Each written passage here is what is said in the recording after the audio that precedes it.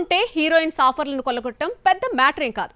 కానీ ఫ్లాప్స్ ఉన్న క్రేజీ ప్రాజెక్టులు సొంతం చేసుకోవడం అంటే డిస్కషన్ పెట్టాల్సిందే.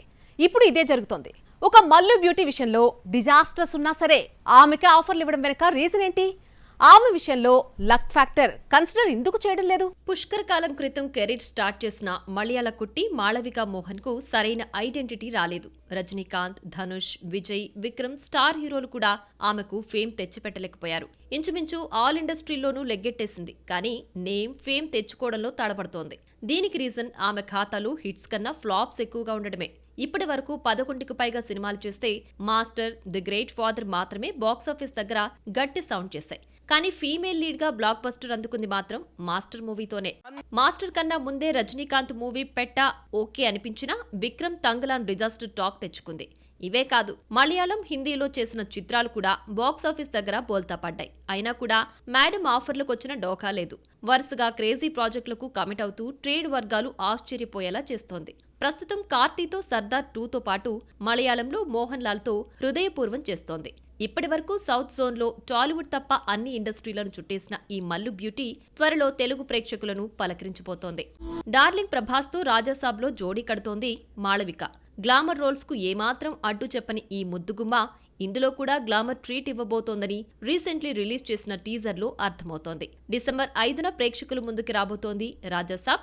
వరుస ఫ్లాప్లున్నా అమ్మడికి ఛాన్స్ ఇవ్వడం చూస్తుంటే లక్ ఫ్యాక్టర్ను పెద్దగా పట్టించుకోవడం లేదు మేకర్స్. అందులో స్టార్ హీరోలతో జోడీ కట్టిన ఎక్స్పీరియన్స్ కూడా భామ విషయంలో వర్కౌట్ అయినట్లే కనిపిస్తోంది. మరి డిజాస్టర్లతో సతమతమవుతున్న మాళవిక ట్రాక్ ఎక్కేదెప్పుడు? ఆమెను హిట్ భామగా నిలిపే హీరో ఎవరవుతారో wait and see.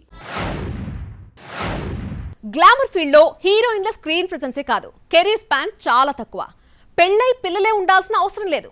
Just 35+ age దాటితే యాక్టింగ్కు బైబ చెప్పాల్సిందే. లేదంటే మదర్, సిస్టర్, వదిన ఇలాంటి క్యారెక్టర్లకు షిఫ్ట్ అయిపోవాలి. అది వన్స్ అపాన్ ఎ టైం ముచ్చట. ఇప్పుడు ట్రెండ్ మారింది. 35 కాదు, 45+లో కూడా సీనియర్ భామలు లీడ్ యాక్టర్లుగా మారి రఫ్ ఆడిస్తున్నారు. ఈ ధోరణికి ఆద్యం పోసింది బాలీవుడ్. ఈ చేంజెస్కు అసలు కారణాలేంటి? నార్త్ బెల్ట్ లో ఉమెన్ ఎంపవర్మెంట్ పుంజుకుందా? ఎంటర్టైన్మెంట్ రంగంలో హీరోలతో పోలిస్తే హీరోయిన్ల కెరియర్ జస్ట్ ఫ్యూ ఇయర్స్, అది కూడా బాగా క్లిక్ అయితేనే. వరుస హిట్లు కొట్టి లక్కీ లేడీ, గోల్డెన్ లెగ్ అనిపించుకుంటేనే కొన్నాళ్ళు రాణించగలరు. లేదంటే గుడ్ బై చెప్పాల్సిందే. బాలీవుడ్ నుండి మాలీవుడ్ వరకు ఇదే తీరు కనబడుతోంది. అది ఒకప్పటి ముచ్చట. ఇప్పుడు ట్రెండ్ మారింది. ముఖ్యంగా నార్త్ బెల్ట్లో యంగేజ్లోనే కాదు, 45+లోనూ హీరోయిన్లుగా మారి ట్రెండ్ క్రియేట్ చేస్తున్నారు. విద్యా బాలన్, టబు, కాజోల్, ఐశ్వర్య రాయ్, రాణి ముఖర్జీ, చిత్రాంగద సింగ్ లాంటి సీనియర్ భామలు ఫీమేల్ లీడ్ యాక్టర్స్గా డిమాండ్ ఉండడంతో రెమ్యూనరేషన్స్ ని కూడా భారీగానే చార్జ్ చేస్తున్నారు. కాజోల్ రీసెంట్ టైమ్స్లో సెలెక్టివ్ స్క్రిప్ట్తో దూసుకెళ్తోంది. అందుకు బెస్ట్ ఎగ్జాంపుల్స్ సలాం వెంకీ, లస్ట్ స్టోరీస్ 2, దోపత్తి, మా చిత్రాలు. ఇవి different genre and different experience movies. OTT, theatre ఏదైనా అమితమైన ఫ్యాన్ బేస్ ఆమె సొంతం. విద్యా బాలన్ కెరియర్ స్టార్టింగ్ నుండే తన క్యారెక్టర్కు వెయిటేజ్ ఉంటేనే యాక్సెప్ట్ చేస్తుంది. వాస్తవంగా బాలీవుడ్లో లేడీ ఓరియంటెడ్ చిత్రాలకు ఊపిరి పోసింది విద్యనే. టబు 50+ ఏజ్లో కూడా సౌత్ నార్త్ అనే తేడా లేకుండా నటించేస్తోంది.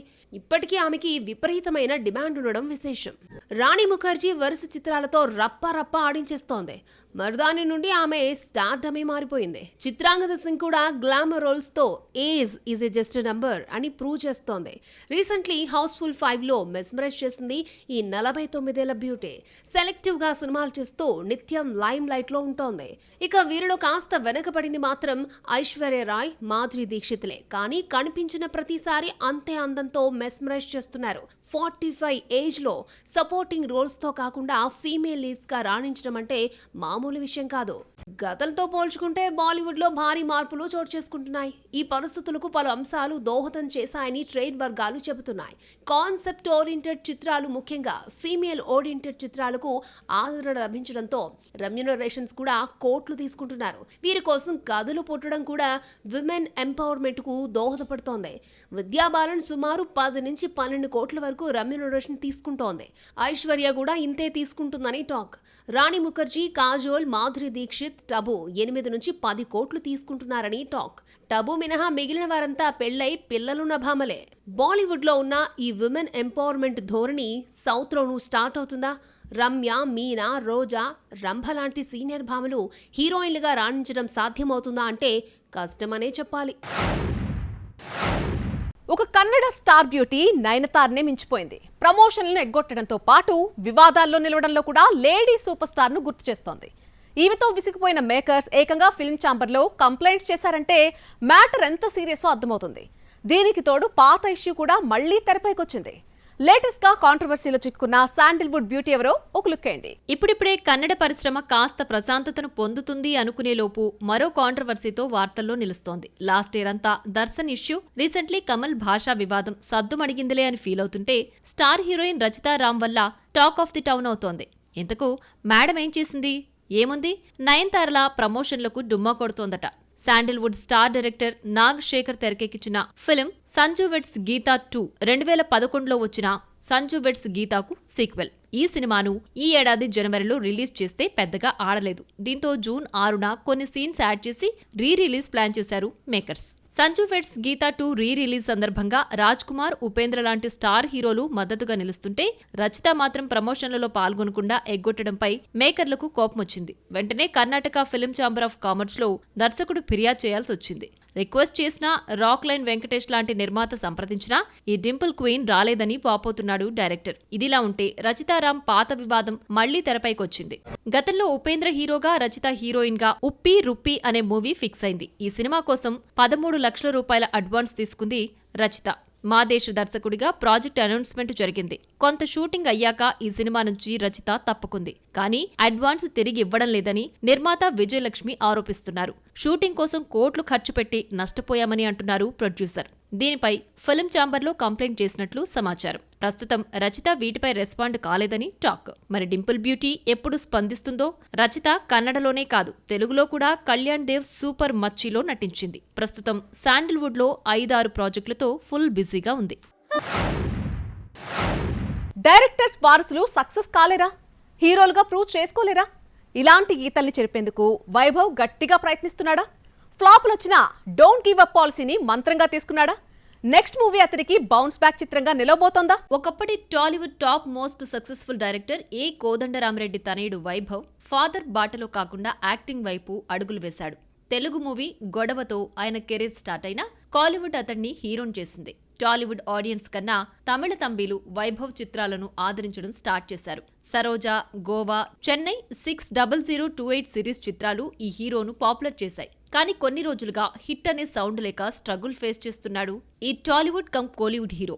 ఆల్మోస్ట్ వెంకట్ ప్రభు చిత్రాలన్నిటిలో నటించిన వైభవ్ 25 ఫిల్మ్స్ కంప్లీట్ చేశాడు. డైరెక్టర్స్ పిల్లలు ఇండస్ట్రీలో రాణించడం కష్టం అనే మాటల్ని చెరిపేసేందుకు గట్టిగానే ట్రై చేస్తున్నాడు ఈ హీరో. వరుస ఫ్లాపులు ఎదురవుతున్నా గివప్ ఇచ్చేందుకు యాక్సెప్ట్ చేయడం లేదు.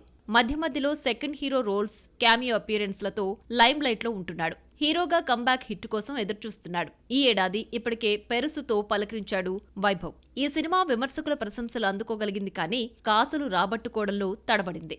Next hope Chennai city gangsters పైనే. ధనుష్, కుబేరా, అథర్వ, డిఎన్ఏకు పోటీగా బొమ్మ జూన్ 20న థియేటర్లోకి వచ్చేసింది. కిరణ్ అబ్బవరం మీటర్ మూవీతో టాలీవుడ్ ఆడియన్స్ కు పరిచయమైన అతుల్య రవి హీరోయిన్. విక్రమ్ రాజేశ్వర్ దర్శకుడు. మరోసారి కామెడీ కాన్సెప్ట్ ని నమ్ముకున్నాడు వైభవ్. మరి చెన్నై సిటీ గ్యాంగ్స్టర్స్ ఏమాత్రం కాలీవుడ్ ఆడియన్స్ ను ఆకట్టుకుంటుందో? పాజిటివ్ రివ్యూస్ కాకుండా కాసులు కురిపిస్తుందా? వైభవ్ ఖాతాలో హిట్ పడుతుందో లేదో let's see.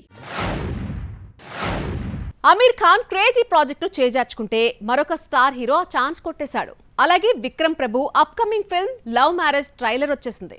Bollywood successful OTT series Panchayat season 4 త్వరలో ప్రేక్షకుల ముందుకు రాబోతోంది.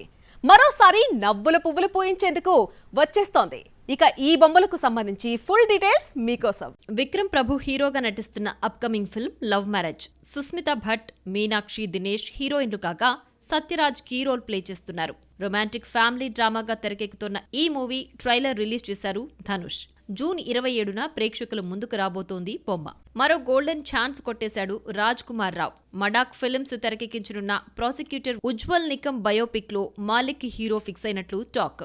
అయితే ఫుల్ ఫ్లెడ్జ్ బయోపిక్ కాకుండా 26/11 ముంబై ఉగ్రదాడుల విచారణలో ఉజ్వల్ నికమ్ వాదనలు హైలైట్ చేయనున్నట్లు సమాచారం. ఈ సినిమాను అవినాష్ అరుణ్ ధావరే తెరకెక్కించనున్నాడు. సితారే జమీన్ పార్కు అమీన్ ఖాన్ కమిట్ అవ్వడంతో ఈ ప్రాజెక్ట్ నుంచి తప్పుకుంటున్నట్లు టాక్. బాలీవుడ్లో successful comedy OTT series Panchayat ఇప్పటి వరకు 3 సీజన్లు వచ్చాయి. ఇప్పుడు 4th సీజన్ రాబోతోంది. మరోసారి ప్రతి ఇంట్లో నవ్వులు పువ్వులు పూయించేందుకు జూన్ 24 నుంచి అమెజాన్ ప్రైమ్లో స్ట్రీమింగ్ కాబోతోంది.